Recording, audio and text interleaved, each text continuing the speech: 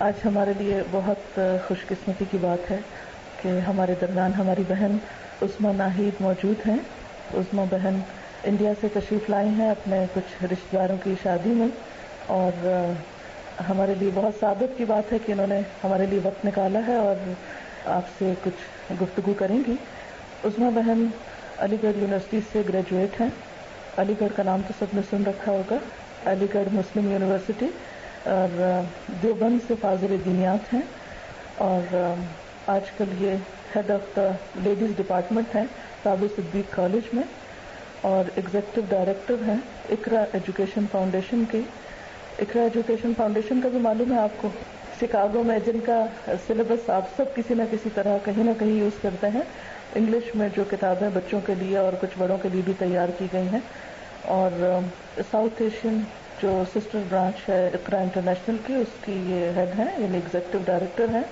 اور اسی طرح خواتین کی ایک فاؤنڈیشن ہے الصلاح انٹرنیشنل، پریزیڈنٹ ہیں اس کی، اور ان کی جو تنظیم ہے اس میں خواتین کے معاشی، تعلیمی اور سماجی اور دیگر مسائل وغیرہ سے متعلق کام ہوتا ہے.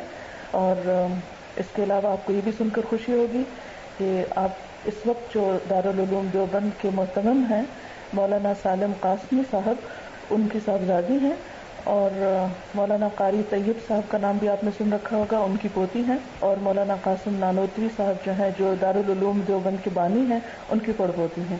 تو ان ساری نسبتوں کے ساتھ انشاءاللہ تعالی ان کا یہاں پر موجود ہونا آپ سب کے لیے بہت خوشی کا باعث ہے انشاءاللہ. اور اب میں ان سے درخواست کروں گی کہ یہ اپنی گفتگو کا آغاز کریں، اور ان کی گفتگو آج بچوں کی تعلیم سے متعلق ہوگی. اعوذ باللہ من الشیطان الرجیم، بسم اللہ الرحمن الرحیم. رب اشرح لی صدری ویسر لی امری واحلل عقدۃ من لسانی یفقہوا قولی. قرآن کریم کی آیت ہے، ان اللہ لا یغیر ما بقوم حتی یغیروا ما بانفسہم. بے شک اللہ تعالیٰ اس قوم کی حالت نہیں بدلتے جو خود اپنے آپ کو، اپنے نفس کو خود نہ بدلے. آپ سب ظاہر ہے کہ اس سے متفق ہیں کہ اسلام وہ واحد مذہب ہے کہ جس نے سلاطین کے سر جھکا دیے. اس نے اپنی حقانیت منوانے کے لیے بڑے بڑے اسکالرز، بڑے بڑے دانشوروں کو قائل کر دیا، اور انہوں نے اپنے تمام زندگی کے فلسفے چھوڑ کے صرف قرآن کے فلسفے کو اپنایا. اور قرآن وہ واحد کتاب ہے کہ جو کہنا چاہیے تقریباً 1.5 صدی سے جس کے اندر سے موتی نکل نکل کے آ رہے ہیں. ہر شخص جو تفسیر کرتا ہے، کبھی اس کا طریقہ پیش کرنے کا سائنسی ہوتا ہے، کبھی پیش کرنے کا فلسفیکل ہوتا ہے، کبھی اس کا سماجی ہوتا ہے، کبھی کوئی اور رنگ ہوتا ہے. ہر شخص کی تفسیر کے اندر ایک نئی بات ملتی ہے، جس میں نے دیکھا کہ جو مفسرین ہیں قرآن کے، جو باقاعدہ اس پر درس دیتے ہیں، ان کے لیے یہ بھی بڑا مشکل ہو جاتا ہے کہ وہ کسی ایک تفسیر کو لے کے بیٹھیں، کیونکہ ہر تفسیر سے کوئی نئی بات نکل رہی. یہ اس علم کے ذخیرے کی بات ہے، اس کی وسعت کی بات ہے، سمندر جیسا علم ہے اس کی بات ہے، اور نکلتا رہے گا. یہ اس کا دعویٰ ہے انشاءاللہ کہ قیامت تک کوئی دور، کوئی زمانہ ایسا نہیں آئے گا کہ جس میں کسی بھی قوم کی نفسیات کے مطابق جو ہے مسائل کا حل اس میں سے نہ ملتا ہو. تو ہماری جو گرپ ہے وہ قرآن کے اوپر اتنی ہی ہونی چاہیے. دوسری چیز جو ہے وہ یہ کہ یہ وہ دین ہے کہ جو ظاہر اور باطن کا ایک گہرا معیار متعین کرتا ہے. دوسری چیز کہ انفرادی ذمہ داریاں اور اجتماعی ذمہ داریوں کو الگ الگ بانٹ کے بھی بتاتا ہے. تیسری ایک بات جو آپ سے خاص طور سے کہنی ہے وہ یہ کہ جو مسائل ہمارے پاس آ رہے ہیں وہ 4 پوائنٹس کی بیس پر ہمیں سمجھنے ہوں گے. کہ ہمیں یہ سمجھنا چاہیے کہ مسائل کی جڑ اور بنیاد ہماری سوسائٹی میں کہاں سے ہے. وجہ کیا ہے کہ 150 سال کے اندر صرف ہندوستان میں تقریباً 30,000 مدرسے قائم ہوئے. لڑکیوں کے بھی ہیں، لیڈیز کے بھی ہیں، مردوں کے بھی. پاکستان میں بھی میرے خیال سے ہزاروں یا لاکھوں کی تعداد میں بھی ہو سکتے ہیں. لیکن اس کے باوجود کیا وجہ ہے کہ ہماری سوسائٹی اسلام کو ریفلیکٹ نہیں کرتی. ہم جب اسٹیجز پہ بات کرتے ہیں تو وہ کسی اور دین کی بات کرتے ہیں، اور جب اپنی سوسائٹی میں روزانہ کے روزمرہ کے جو معاملات آتے ہیں اس وقت جو بات کرتے ہیں وہ دین کچھ اور ہوتا ہے. کیا وجہ ہے کہ جب ہم قوموں کا تجزیہ کرتے ہیں تو اگر عقیدہ اور ایمان ایک طرف رکھ دیں وہ بات تو الگ ہے، لیکن اخلاقیات کے جو معاملات جو اسلام کا خاص حصہ ہے، بلکہ یہ کہنا چاہیے کہ جو حقوق اللہ کے بعد دوسرا درجہ جو ہے عظیم ترین وہ ہے حقوق العباد کا. جب اس کی ادائیگی کی بات آتی ہے اس وقت ہم بالکل 0 پوائنٹ پر ہوتے ہیں. تو کہیں نہ کہیں کوئی نہ کوئی گیپ ہے ہماری تعلیم کے اندر، ہماری پریکٹس کے اندر، کہ ہم اسلام کو اس طرح امپلیمنٹ نہیں کر پا رہے ہیں جیسے رسول اللہ صلی اللہ علیہ وسلم چاہتے تھے، جس کے لیے انہوں نے 23 سال محنت کی، جس شخص کے قدموں میں لوگوں نے بادشاہتیں رکھ دی ہوں، جس شخص کے لیے دنیا کی ہر دولت آفر کر دی ہو، اس شخص نے یہ قبول نہ کیا ہو کبھی کہ میں اپنی امت کو وہ چیزیں اسی طرح پہنچانا چاہتا ہوں جیسی مجھ پر اتری ہیں. کوئی ان کے اوپر الزام نہ آئے کہ انہوں نے کسی لالچ میں، کسی چیز کے طلب کے اندر جو ہے وہ یہ پہنچانے کی کوشش کی ہو. 23 برس اس طرح سے زندگی گزارنا، نہ صرف خود گزارنا بلکہ اپنے پورے خاندان کو اس میں انوالو رکھنا، وہی بھوک اور وہی پیاس انہیں بھی جھیلنا. تو یہ امید ان کی جو تھی اپنی امت سے کہ وہ وہی نظام قائم کریں گے جو خیر القرون میں تھا.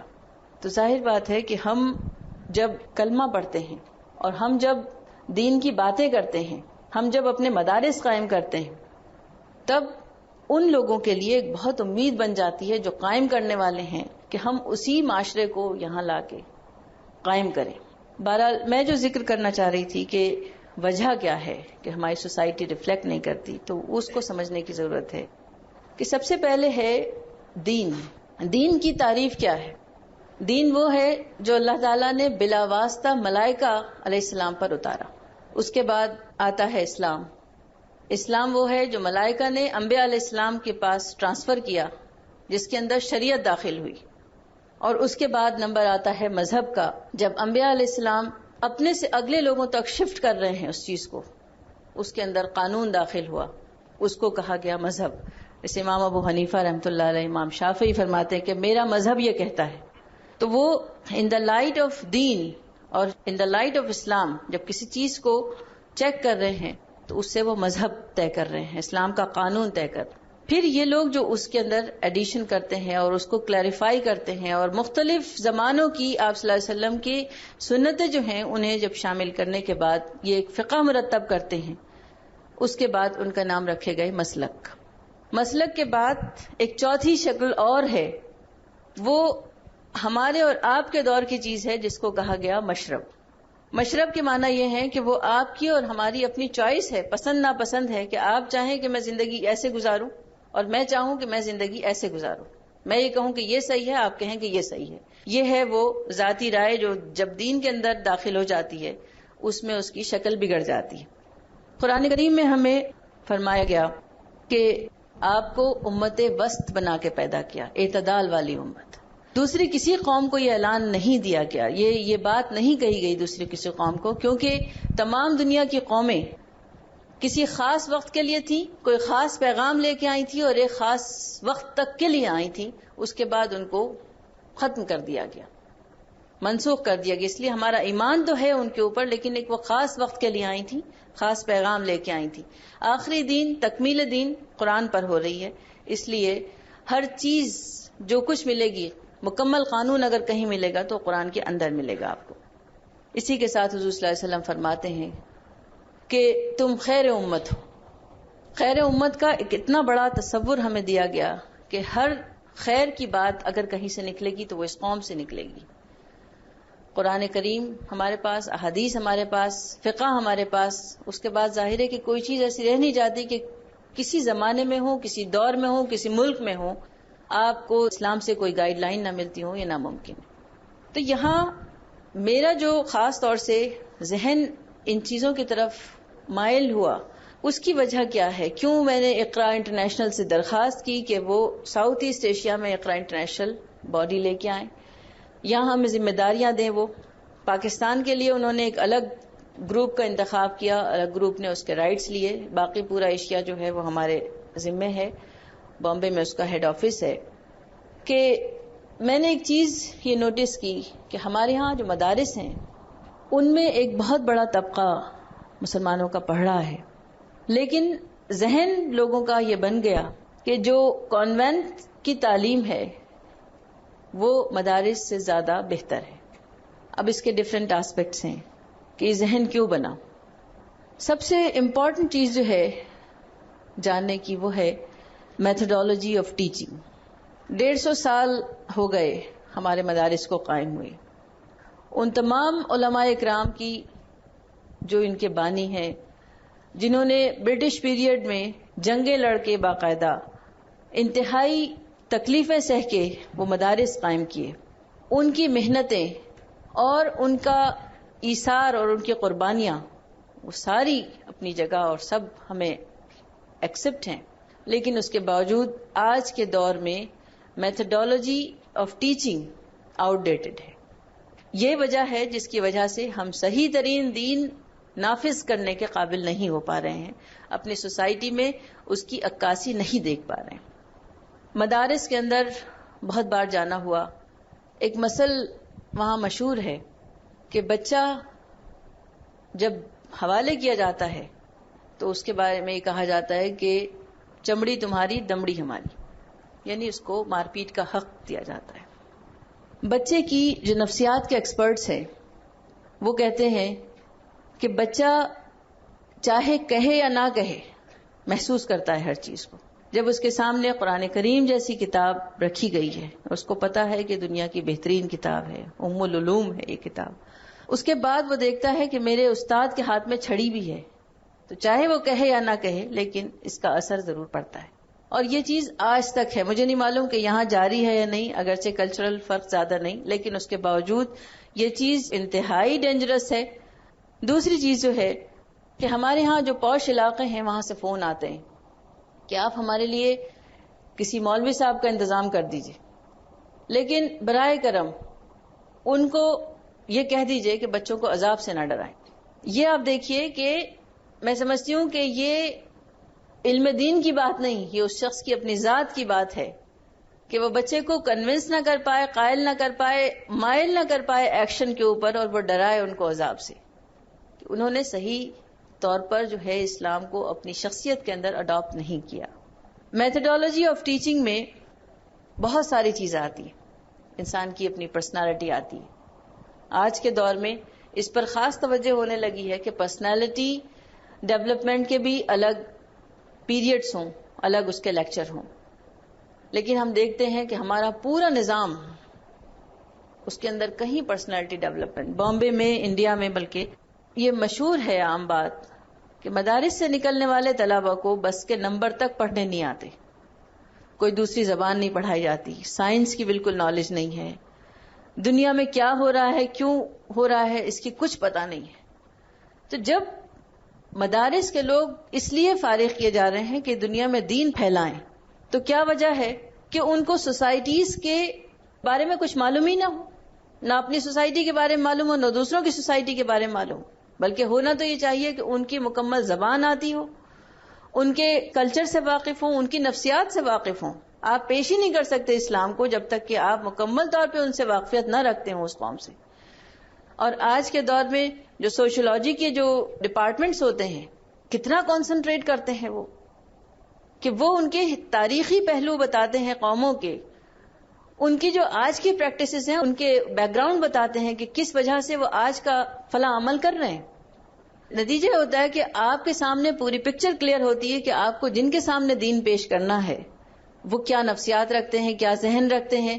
اگر انہیں آپ سے مخالفت بھی ہے تو وہ بھی جب ہی کلیئر ہوگی جب آپ ان سے واقف رکھیں گے کہ کیا تاریخ. جیسے آج کل ہندوستان میں اورنگزیب کے بارے میں بہت کچھ کہا جاتا ہے، اورنگزیب نے اتنے سارے مندر گرا دیے، لیکن اس کی تاریخ میں اگر جائیے تو وہاں ان مندروں میں کیا ہو رہا تھا تو مسلمان پھر اورنگزیب کے سامنے، اورنگزیب کے نام کے سامنے رحمت اللہ علیہ لکھتے، کیونکہ اتنی بدکاریاں ہو رہی تھیں ان مندروں کے اندر کہ انہوں نے ہندو عورت کو سیو کیا، ہندو عورت کو محفوظ کیا انہوں نے. دوسرا ایک بہت اہم پہلو ہے سیگریگیشن آف ایجوکیشن. دینی تعلیم الگ، دنیا کی تعلیم الگ. ہمارے پاس جیسوٹ انٹرنیشنل آرگنائزیشن جو کرسچن کی سب سے بڑی آرگنائزیشن ہے، اس کے کوآرڈینیٹر آئے ہندوستان میں. انہوں نے آ کے ہم سے ایک سوال کیا کہ ہندوستان میں تمام قوموں میں 80% ہمارے پاس بچے جو ہیں وہ مسلمان بچے ہیں. یہ ان کی رپورٹ تھی. اس کا مطلب ہے کہ ہمارے جو کریم پاپولیشن ہے مسلمانوں کی وہ جا رہی ہے کرسچن مشنریز کے اندر.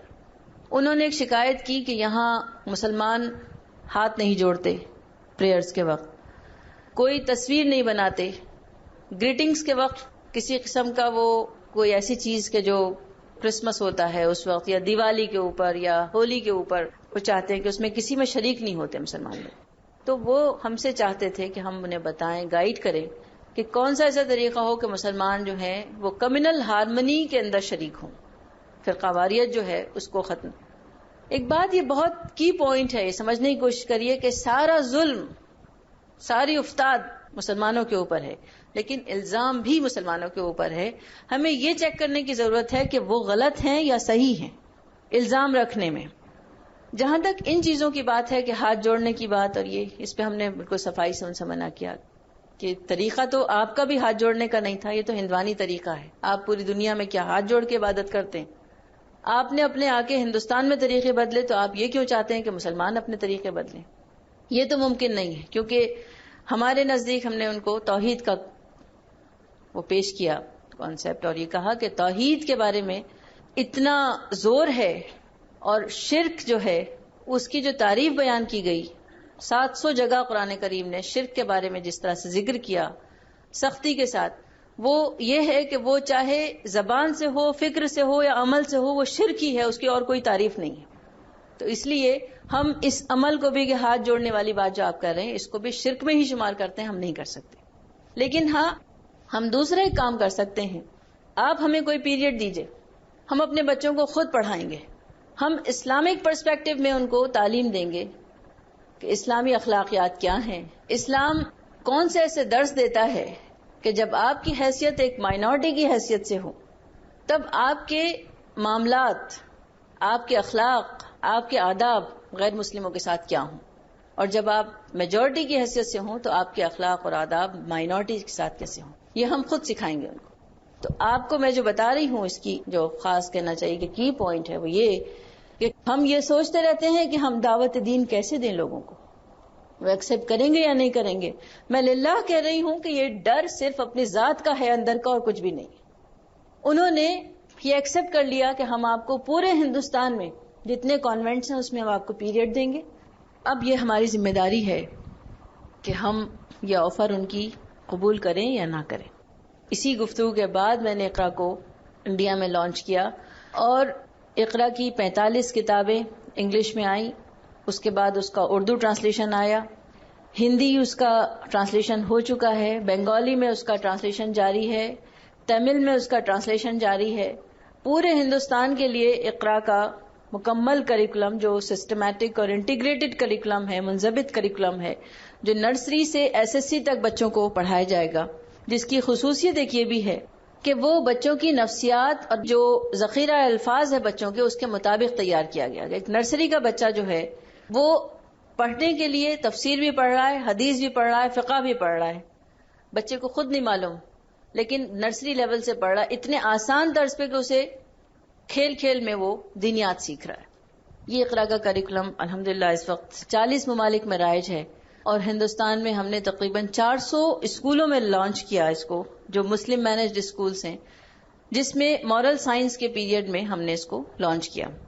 اب بات آئی میتھڈالوجی کی کہ میتھڈالوجی آف ٹیچنگ پر ہم نے جو کانسنٹریٹ کیا وہ اس طرح کہ سب سے پہلی بات یہ کہ اقرا کو ہم چاہتے تو بک سٹورز میں ہم رکھ دیتے کتابیں، ہم چاہتے تو ان کو پبلسائز کر کے پہنچانے کی کوشش کرتے جیسے بہت سے جگہ ہوتا ہے، لیکن اس کو میں نے بطور مشن اپنایا، اس کو آگے رکھا اور اپنی جو سوچ اور فکر تھی اس کو ساتھ ساتھ میں لے کے چلی، اور ہر جگہ جہاں سے ہمیں مطالبہ ہوا اقرا کے بارے میں انکوائری کی گئی وہاں میں ذاتی طور پر گئی، اور وہاں اکیڈمیشنز اور جو پرومیننٹ فیگرز تھے شہر کے ان کو ڈائریکٹ ایڈریس کیا، جن کو ہندوستان کا پولیٹیکل سیناریو، ان کا سوشل سماجی سارے پہلو ان کے سامنے رکھے کہ اس وقت مسلمان بچہ اگر کسی برائی کی طرف مائل ہو رہا ہے تو اس میں قصور بچے کا نہیں ہے.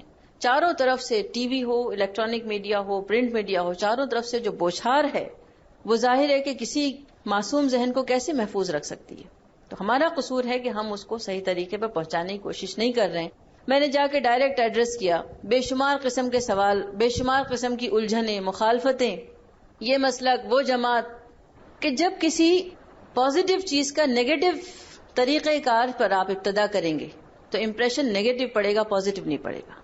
آپ اگر یہ کہیں گے کہ میں صحیح ہوں فلاں غلط ہے، تو اس کو یہ نہیں یاد رہے گا کہ آپ صحیح ہیں، یہ یاد رہے گا کہ فلاں غلط ہے. اس کی سوچ اور فکر ویسے ہی ڈیولپ ہوتی جائے گی. پھر آپ یہ چاہیں کہ یہ بچہ جو ہے یہ قوم کا لیڈر بن جائے، قوم کو سنبھال لے جا کے، تو کیسے ممکن ہے جبکہ شروع سے ہی اس کو نیگیٹو سوچ دی گئی. ہم یہ کہتے ہیں کہ آپ اسے SSC تک بالکل دین کی جو پیور شکل ہے وہ اسے پڑھنے دیجئے، اسے سمجھنے دیجئے، توحید کا پیغام سمجھنے دیجئے جو موسٹ امپورٹنٹ ہے، رسالت سمجھنے دیجئے، اس کو قرآن سمجھنے دیجئے، اس کے پیغامات سمجھنے دیجئے. بعد میں آپ بات کریے کہ کیا مسلک ہے اور کیا وہ ہے. تو جیسے میں نے کہا کہ ایک سیگریگیشن ہمارے ہاں کا مسئلہ تھا، ایک بہت بڑا ایک میتھڈالوجی کا تھا. میتھڈالوجی کے لیے ہم نے پریکٹیکل جو سٹیپس لیے ہیں وہ ہیں کہ ہم نے جب ان جگہوں کا دورہ کیا تو وہاں لوگوں نے ہم سے کہا کہ ہمارے ہاں گورنمنٹ اپوائنٹڈ ٹیچرز ہیں مورل سائنس کی. مورل سائنس کا پیریڈ گورنمنٹ آف انڈیا کی طرف سے ہمیں آفر ہے مائنورٹیز کے لیے کہ آپ اس پیریڈ میں کچھ بھی پڑھا سکتے ہیں. گورنمنٹ کا پروپوز سلیبس پڑھا سکتے ہیں یا اپنا مذہب پڑھا سکتے ہیں. اس موقع کا فائدہ اٹھاتے ہوئے ہم نے ان کو کہا کہ آپ مورل سائنس میں ہفتے میں 2 پیریڈ ہوتے ہیں، اس میں آپ لانچ کریے دینیات. جب ٹیچرز کی بات آئی کہ ٹیچرز مورل سائنس پڑھاتی آئی ہیں، وہ کیسے اچانک اسلام پڑھانے لگے، تو ہم نے ان کو فری ٹیچرز ٹریننگ آفر کی، how to teach Islam today. 18 cities میں اب تک ہم نے ٹریننگ دی ٹیچرز کو. اور ہم نے اس میں کیا کیا کہ ہم نے رسول اللہ صلی اللہ علیہ وسلم کے دور سے لے کر صحابہ اکرام کا دور، خلفائے راشدین کا دور، اس میں جو طریقہ کار تھا اس کو ہم نے کنگھالا، باقاعدہ چھان چھان کے. ہم نے 3 مہینے ہمیں لگے، تقریباً 10 شہر کی top most teachers, gold medalist teachers, ان کے ساتھ بیٹھ کے ایک پروگرام تیار کیا، ٹیچرز ٹریننگ پروگرام، کہ آج کے دور کے بچے کو، آج کی جو نفسیات ہے کہ جس میں چاروں طرف سے اس کے پاس مسائل ہیں، انفارمیشن بے انتہا ہے، بچے کو آپ ڈانٹ ڈپٹ کے چپ نہیں کر سکتے، اس کے ہر سوال کا اسے کنفرم اور مستند جواب چاہیے اس کو. اس طریقے کو بدل کے نئے طریقہ ڈیولپ کرنا. تو آپ کو حیرت ہوگی کہ یہ 2 دن کے ہم نے جب ٹریننگ پروگرام مکمل 2 دن کا ایک سٹی میں ہوتا تھا، اتنی دلچسپی لوگوں کو، اتنی دلچسپی کہ لوگوں نے باقاعدہ اس کو ویلکم کرنا شروع کیا. پھر ایک جگہ سے دوسری جگہ 3000 ٹیچرز کو ٹرین کر چکے اب تک، جو فری ٹریننگ ہوتی ہے.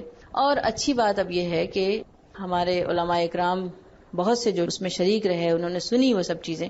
انہوں نے اس بات کو کہا کہ اگر انگلش نہ آنے کی وجہ سے ہم ان چیزوں سے ناواقف ہیں تو یہ ہمارا قصور ہے کیا. اب الحمدللہ اقرا کی طرف سے ایک جینٹس کی ٹیم تیار ہوئی ہے جو مدارس میں جا کے ٹریننگ دے گی اور علماء کو نئی میتھڈالوجی.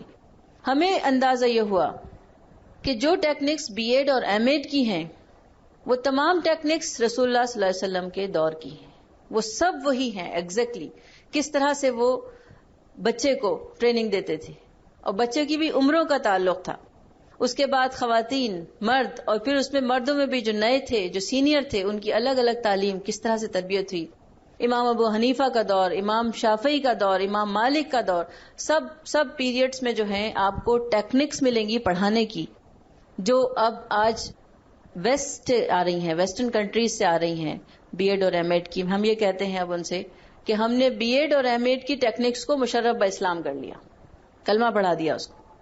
تو یہ چیز جو ہے اس کے بارے میں ہمیں خاص طور سے سوچنا چاہیے کہ ہم جب میتھڈالوجی کی بات کرتے ہیں، مجھے ایک واقعہ یاد آتا ہے کہ امریکہ میں ہم لوگ راستے سے گزر رہے ہیں، ایک بچے کو میں نے دیکھا کہ اس نے چاکلیٹ کھائی، اپنے ماں باپ کے ساتھ وہ جا رہا تھا، اور چاکلیٹ کا ریپر اس نے ایسے الٹا کر کے پیچھے پھینکا ڈسٹ بن میں. تھوڑی دور جا کے اسے احساس ہوا کہ وہ ڈسٹ بن میں گیا یا نہیں گیا. پلٹ کے دیکھا تو ڈسٹ بن کے پاس پڑا ہوا تھا. وہ بھاگتا ہوا گیا، جا کے اسے اٹھایا اور واپس اس نے. یہ امریکن بچہ تھا. بات چھوٹی سی ہے لیکن اس نے میرے ذہن کو اتنا متاثر کیا کہ کس قسم کی تعلیم ہے جو یہ 8 سالہ بچہ، اسے اتنا احساس ذمہ داری ہے، سیوک سینس ہے کہ اس نے اس ریپر کو اٹھا کے اندر ڈالا. یہ چیزیں ہمیں خاص طور سے بتائی گئی. صفائی کو نصف ایمان کا مقام دیا گیا. لیکن جتنے مسلم محلے پوری دنیا میں، بلکہ گندگی سے ہمارے محلے پہچانے جاتے کہ بسیار خوری کن ذہنی لاتی. کہ جتنے اعلیٰ درجے کے کھانے، جتنی اوور ایٹنگ ہمارے ہاں ہوتی ہے، میں ابھی شادیوں میں شریک ہوئی، اتنا تیل چڑھا ہوا کھانوں کے اوپر، جتنی ہمارے ہاں ہوتی ہے اتنی کہیں نہیں میں نے دیکھی. لوگ صحت کا خیال کرتے ہیں، اور یہ کتنی اہم بات ہے کہ بسیار خوری کن ذہنی لاتی ہے. یعنی صرف یہ آپ کی جسم کو متاثر نہیں کرتی، ذہن کو کند کر دیتی ہے. پوری قومیں کی قومیں اس سے برباد ہو سکتی ہیں. یہ بہت ڈینجرس چیز ہے. ہمیں فرمایا گیا کلوا من طیبات ما رزقناکم، لیکن جتنے چوری چکاری کے دھندے ہیں، جتنے اسمگلنگ کے ہیں، اس میں سب سے زیادہ ٹاپ لسٹ پر اگر کسی کا نام آتا ہے تو مسلمانوں کا نام آتا ہے. دوسری ایک چیز بچے کی اور بچی کی نفسیات. ہم جب تعلیم دیتے ہیں تب ہم یہ بھول جاتے ہیں کہ لڑکی کی نفسیات لڑکے کی نفسیات سے مکمل طور پہ الگ ہوتی ہے. میرا ایک کام خاص طور سے اس پہ بھی ہو رہا ہے کہ لڑکیوں کے لیے ایک الگ نصاب لکھا جائے باقاعدہ، اس لیے کہ میرا ذہن یہ کہتا ہے کہ اللہ تعالیٰ نے عورت کی دنیا بالکل الگ بنائی ہے. اس کا ایریا آف ورک الگ ہے، اس کا ذہن الگ ہے، اس کی نفسیات الگ ہے، اس کا سوچ اور فکر، اس کی ہر چیز الگ ہے. تو یہ کیسے ممکن ہے کہ جو کریکولم 150 سال پہلے مردوں کے لیے تیار ہوا تھا وہ عورتوں کے لیے بھی افیکٹو ہو سکتا ہے؟ قرآن، حدیث اور تفسیر تو ٹھیک، لیکن اس وقت جو ریسرچ ہوئی ہے، بے شمار چیزیں سامنے آئی ہیں، اس میں بعض چیزوں کا جو مطالعہ ہوا اس میں مجھے اندازہ ہوتا ہے کہ سوسائٹی کی آدھی رسپانسبلٹی خواتین کے اوپر ہے، اور خواتین کانفیڈنٹ نہیں ہیں، خواتین انویزیبل بھی ہیں، خواتین جو ہے ان کے ذہنوں کے اوپر جمود طاری ہے، وہ اپنی فکر، اپنی سوچ، اپنی دنیا کے بارے میں خود نہیں سوچتی ہیں. ان کو ایک فکر دی گئی جو اللہ نے اور اس کے رسول نے نہیں دی ہے. وہ 2-3 چیزیں ہیں جس میں ذہنی طور پر وہ اس کے لیے تو آمادہ ہے کہ وہ اپنا حق بھی چھوڑ دے، اپنے لیے کوئی مطالبہ نہ کرے، ہر چیز اس کے لیے غلط. اور دکھ کی بات یہ ہے کہ یہ جو کچھ بھی ہوا خواتین نے اسے ایکسپٹ بھی کر لیا. فرض کیجئے کہ طلاق کے مسئلے آتے ہیں، آپ کے تو ملک کو میں مبارکباد دینا چاہتی ہوں کہ آپ نے کورٹ کے تحت کر دیا. ہمارے ہاں تو SMS سے طلاق، فیکس سے طلاق، رجسٹرڈ پوسٹ سے طلاق، 3 طلاق، اچانک زندگی بدل گئی اس کی. لیکن خواتین جب مذہبی خواتین ایک ساتھ بیٹھتی ہیں تو وہ اس پہ کبھی بات نہیں کرنا چاہتی. اس مسئلے کو وہ خالص سماجی مسئلہ سمجھتی ہیں، دینی مسئلہ نہیں سمجھتی. اور یہ نہیں، صرف اس کے علاوہ بے شمار قسم کے مسئلے ہیں کہ جس کے بارے میں ان کا ذہن آمادہ ہے اس چیز کے لیے کہ عورت جو ہے وہ سیکریفائس کے لیے تیار ہوئی ہے، قربانی کے لیے. معاف کیجیے گا مجھے یہ کہنے سے، یہ تصور ہمارا نہیں ہے، یہ تصور دوسری قوموں کا تھا. انہیں مبارک ہو. ہمیں اگر کوئی حق دیا گیا تھا تو وہ اس لیے کہ ہم ایک آئیڈیل سوسائٹی بنائیں، ایسی سوسائٹی کہ جس کو دیکھ کے دوسری قومیں اسلام کی طرف غالب ہوں. آج مجھے بتائیے کہ کیا ہم ہیں اس قابل، خاص طور سے ساؤتھ ایسٹ ایشیا میں، کہ ہمیں دیکھ کے کوئی اسلام قبول کرے؟ یہ کمیونٹی ہندوستان میں مسلمانوں سے کہتی ہوں کہ ہندو کمیونٹی دنیا کی سب سے بیسٹ کمیونٹی ہے جو آپ کو ملی تھی، سب سے بیسٹ کمیونٹی، کیونکہ اس کے پاس کچھ ہے ہی نہیں، سے کچھ بھی نہیں ہے. اتنا سطحی قسم کا مذہب ہے کہ میں ٹرینوں میں جب سفر کرتی ہوں، لوکل ٹرین کے اندر 15 منٹ اور 20 منٹ میں میرا اسٹیشن آ جاتا ہے. میں کوئی بھی ایک ایشو لے کر ان سے بات کرنا شروع کرتی ہوں تو 10 منٹ کے اندر وہ کنونس ہو جاتی ہے، اور وہ ہاتھ پکڑ کے اور درخواست کرتی ہے کہ مجھے آپ قرآن کریم دے دیجئے.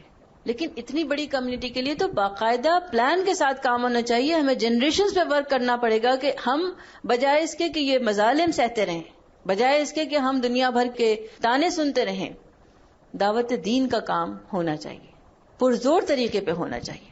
تو یہ ایک ایسا چیپٹر ہے کہ جس پر ہمیں غور کرنا چاہیے.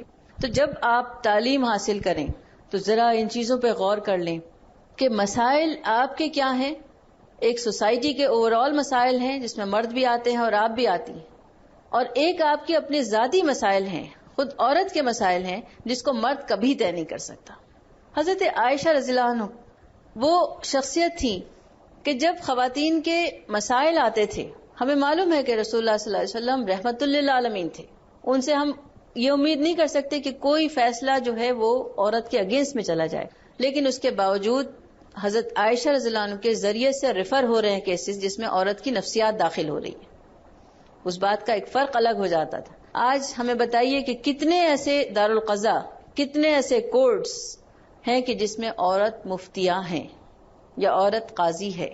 اب بات اس کی آتی ہے کہ عورت مفتی بن سکتی ہے یا نہیں بن سکتی. جو ہم کریکولم کے اوپر کام کر رہے ہیں، عورتوں کا کریکولم، اس میں آپ کو بتاتی ہوں کہ آکسفورڈ یونیورسٹی کے جو اسلامک ڈپارٹمنٹ ہے، وہاں پر ایک کامران صاحب ہیں جنہوں نے 9 سال ریسرچ کرنے کے بعد یہ عجیب و غریب ایک انکشاف کیا، بلکہ ابھی کریں گے، وہ بھی مجھے بتایا تھا، میں آپ سے ڈسکلوز کر رہی ہوں کہ 9 سال میں انہوں نے 37,000 محدثات فائنڈ آؤٹ کی ہیں. 37,000 محدثات جو ابھی تک چھپی ہوئی تھی، وہ ہمیں کہیں نظر نہیں آتی، وہ عربی کتابوں سے لا رہے ہیں. تو ظاہر ہے کہ عورت کا جو رول تھا وہ بہت اسٹرانگ رول تھا. عورتیں مفتیاں بھی تھیں، عورتیں قاضی تھیں، جج تھیں، سب کچھ تھیں. ظاہر بات ہے کہ سوسائٹی کو کنٹرول کرنے میں اگر مرد کا کوئی مقام ہے تو عورت کا بھی مقام. اس لیے ہمیں آئندہ کے لیے اسٹریٹجیز ایسی طے کرنی چاہیے کہ ہمیں صحیح دین، اور واقعی اس کے اندر ہمیں کوئی حق نہیں ہے خلط ملط کرنے کا. دین میں جتنی چیزیں ہیں ان کو ایز اٹ از پہنچانے کی ذمہ داری ہے لوگوں کے اوپر، نہ اس میں اتنی سی کوئی چیز ایڈ کرنے کی، نہ اس میں ختم کرنے کی. کوئی حق نہیں ہے ہمیں. اگر کوئی حق ہے تو اسے اسی طرح ٹرانسفر کرنے کی ذمہ داری ہم پر ہے. میں نے ایک چیز نوٹس کی جس کو میں نے علماء اکرام سے باقاعدہ ڈسکس کیا کہ وہ چھوڑ دیجئے جو مستشرقین کہہ رہے ہیں، جو مغرب کی طرف سے باتیں آ رہی ہیں کہ قرآن کریم کا مس انٹرپریٹیشن ہوا ہے، وہ چھوڑ دیجئے. ان کو کہنا ہے وہ کہتے رہیں گے، لیکن ہم یہ کہہ کے اپنے آپ کو بہلا نہیں سکتے. بہت سی چیزیں ہیں جنہیں ہمیں سوچنا پڑے گا. قرآن کریم کا مس انٹرپریٹیشن نہیں ہوا، جس کے بارے میں ان لوگوں سے کہہ کے آئی ہوں، مغرب کے جتنے ممالک تھے وہاں میں یہ بات کہہ کے آئی ہوں ان سے کھل کے کہ اتنی بڑی بھول کوئی مفسر نہیں کر سکتا کہ جو اپنی آخرت سنوارنے کے لیے تفسیر قرآن کریں اور عورتوں سے اتنے باعث ہو جائیں کہ وہ صرف خواتین سے متعلق آیات کو جو ہے مس انٹرپریٹ کر دیں، انہیں اپنی آخرت خراب کرنی ہے. یہ الزام غلط ہے. دوسری چیز جو ہے احادیث کی بات، کہ احادیث کو بھی محفوظ کرنے والے کون لوگ تھے اور ان کے ریکارڈز ہمارے پاس، سلسلے ہمارے پاس. اسلام کی سب سے بڑی خوبی جو ہے اس کا سورسز آف انفارمیشن ہے کہ آج ہمیں یقین ہے کہ ہم جو عمل کر رہے ہیں الحمدللہ وہ 1400 سال پہلے رسول اللہ صلی اللہ علیہ وسلم نے ایسے ہی کیا تھا. یہ کسی اور کو، قوم کو یہ تسلی اور یہ تشفی حاصل نہیں ہے. بہت بڑی بات ہے. تو وہ پوچھتے ہیں کہ پھر کہاں. میں کہتی ہوں کہ جو آج کے دور کے ہم اور آپ جیسے لوگ ہوتے ہیں وہ جب لکھتے ہیں چیزوں کو، مسائل کو لکھتے ہیں، تو اس میں قرآن کی آیات بھی لکھتے ہیں، یہ مرد کا حق ہے، یہ عورت کا حق ہے. انٹو بریکٹ جب وہ اپنی رائے لکھتے ہیں تو وہ اس کا انداز اس طرح کا ہو جاتا ہے کہ عورت اگر ترک کر دے اپنی چیزوں کو تو اس کے لیے زیادہ جنتیں، زیادہ بشارتیں. انداز اس طرح کا ہے، وہ کھل کے نہیں ہیں چیزیں لیکن اس طرح کی ہیں. اب کچھ کتابیں آئی ہیں تو اگر عورتیں باقاعدہ مفسرہ ہوں، محدثہ ہوں، فقیہ ہوں، کوئی مجال نہیں ہے کسی کی بھی کہ وہ ان چیزوں کو کسی اور طریقے پر، یا یہاں پہ میں کہتی ہوں کہ بعض دفعہ قصور بھی نہیں ہوتا کسی کا، لیکن سب سے پہلی بات یہ کہ عورت کی طرح مرد نہیں سوچتا، مرد اپنی سائیکولوجی کے مطابق ہی سوچتے ہیں. دوسری چیز یہ کہ ان میں شدت پسند بھی ہوتے ہیں، نرم بھی ہوتے ہیں. اور ہمارا جو ایشیا کا مزاج بنا ہوا ہے وہ کچھ اس طرح کا ہے کہ جتنی شدت دین کے اندر داخل کی جائے اتنا تقوی اور اتنے پرہیزگاری سمجھتے ہیں لوگ. تو میں نے جیسے آپ کے سامنے قرآن کی آیت پیش کی کہ آپ کو امت وسط بنا کے پیدا کیا، اعتدال والی امت، آپ کی ایکسیپٹیبلٹی دوسروں کے ہاں ہو، وہ ہر چیز سے ظاہر ہوتی ہے. دوسری چیز یہ، یہاں پر اگرچہ اس کی بہت گنجائش نہیں، لیکن پوری دنیا کے اندر آپ شادیاں ہو کے معلوم نہیں کہاں کہاں جائیں گی. اس چیز کو ذہن میں رکھیے کہ اسپین کے اندر مسلمانوں کے جو مدارس تھے، مسلمانوں کے جو کالجز تھے، وہ سب کے لیے اوپن تھے. مسلمان دین صرف اپنے 4 دیواری کے اندر نہیں پڑھا رہے تھے، ان کے اداروں کا اسٹینڈرڈ اتنا ہائی تھا، اتنا اچھا تھا کہ ان میں غیر مسلم شوق سے پڑھنے کے لیے آتے تھے. تو نتیجہ ہوتا تھا کہ اسلام کو پھیلانے میں دیر نہیں لگی. آج وہ اسٹریٹجیز بھی کہیں کھو گئی ہیں، کہیں گم ہو گئی. تو میں یہ سمجھتی ہوں کہ امریکہ میں ہم گئے تو وہاں کچھ لوگوں سے میری بات ہوئی کہ بھئی آپ بچوں کو اسلامک اسکول میں داخل کریں گے، یا تو انہوں نے کچھ نے کہا کہ ہم نہیں کریں گے. کیوں نہیں کریں گے؟ بھئی جینا مرنا یہاں ان لوگوں کے ساتھ ہے، ان قوموں کے ساتھ. جب بچے اپنے ہی لوگوں میں اٹھیں گے بیٹھیں گے، ان کو تو سمجھیں گے نہیں. آپ چاہے دینی کا کام کرنا چاہیں، تبلیغی کا کام کرنا، جب انہیں سمجھتے نہیں ہیں تو انہیں پہنچائیں گے کیسے آپ؟ تو یہ ایک بہت بڑا میں سمجھتی ہوں کہ مسئلہ سامنے آ رہا ہے. گلوبلائزیشن دنیا کا روزانہ جو ہے وہ فاسٹ سے فاسٹ ہوتا جا رہا ہے. ہم لوگ سب منگل ہو رہے ہیں. ہمارے سامنے اس وقت یعنی وہ چیزیں رہی نہیں کہ جیسے حضرت امام ابو حنیفہ کے فتوے جو ہیں ان کو ہم چیک کرتے ہیں کہ وہ خشکی کے علاقے میں تھے، اور امام شافعی جو تھے ترائی کے علاقے میں تھے. تو بہت سی چیزیں اس وجہ سے آئیں، بہت سی چیزیں اس وجہ سے آئیں. ان کے پیریڈ، ان کے زمانے الگ الگ. آج شافعی ادھر آ رہے ہیں، حنفی ادھر جا رہے ہیں. تو ان چیزوں پر غور ہمیں کرنا چاہیے کہ ہمیں اپنے لیے کون سے طریقے اپنانے ہوں گے کہ جس پر ہم اپنی نئی پود، نئی جنریشن کی ذہنی اس کی تربیت ہم کر سکیں.